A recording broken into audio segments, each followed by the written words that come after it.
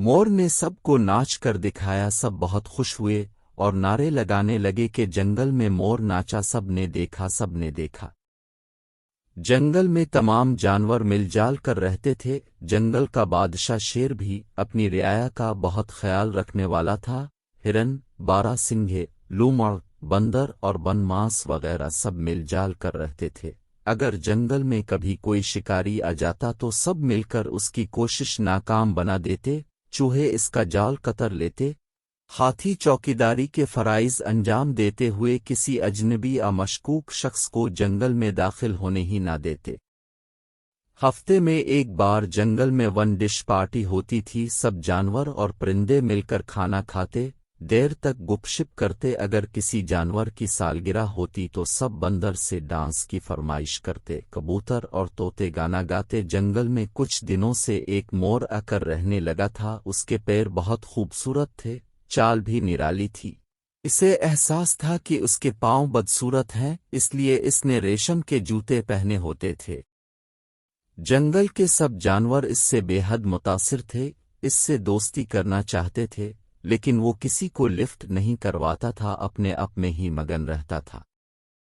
اس نے جنگل کے ایک گوشے میں اپنا گھر بنا لیا تھا جہاں دن بھر وہ اکیلا ناچتا اور گاتا رہتا تھا۔ ایک دن جانوروں نے اس کو ہفتہ وار ون ڈش کی دعوت دی۔ جو بھی جانور پرندہ اس سے بات کرنے کی کوشش کرتا تو وہ 12 سا من بنا لیتا۔ آخر سب سمجھ گئے کہ یہ دوستی نہیں کرنا چاہتا۔ مور اکیلا شام کو سیر کرنے کے لیے نکلتا تھا۔ ایک دن جنگل کے بادشاہ نے سب جانوروں کی دعوت کی تو مور کو بھی آنا پڑا، لیکن اس نے کسی سے کوئی بات نہ کی۔ بادشاہ کی بات کا مختصر جواب دے کر خاموش ہو گیا۔ دن گزرتے گئے۔ ایک دن بندر نے جانوروں کو متوجہ کیا کہ کئی دن گزر گئے، مور نظر نہیں آ رہا۔ بلی نے تجویز دی کہ بے شک وہ مغرور اور بد مزاج ہے، پھر بھی ہمارا فرض ہے کہ جا کر معلوم کریں کہ اس کو کوئی پریشانی تو نہیں ہے۔ تمام جانوروں نے اس کی تجویز سے اتفاق کیا۔ پھر بلی، ہرن اور بندر مل کر مور کے گھر گئے تو وہ شدید بیمار تھا، اس کے خوبصورت پیر مرجھائے ہوئے تھے۔ بندر نے اس کے منہ میں پانی ڈالا تو اس کی آنکھیں کھلیں۔ اتنے میں طوطے اور کبوتر بھی آ گئے۔ لومڑی جو تھوڑا بہت ڈاکٹری جانتی تھی، اس نے کہا کہ اس کو میرے گھر لے آئیں، میں اسے دوا بنا کر دوں گی۔ لومڑی نے جڑی بوٹیوں سے دوا تیار کی اور مور کو پلائی۔ کئی دن تک سب جانوروں نے مور کی تیمارداری کی۔ آہستہ آہستہ مور ٹھیک ہو گیا۔ اب وہ اپنے رویے پہ بے حد شرمندہ تھا۔ اس نے سب جانوروں سے معافی مانگی۔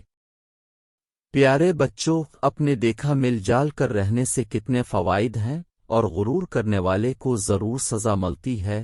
اب مور سب کا دوست بن گیا ہے، وہ ہر ایک کے کام آتا ہے۔ جب مانو بلی کی سالگرہ ہوئی تو مور نے سب کو ناچ کر دکھایا، سب بہت خوش ہوئے اور نعرے لگانے لگے کہ جنگل میں مور ناچا، سب نے دیکھا، سب نے دیکھا۔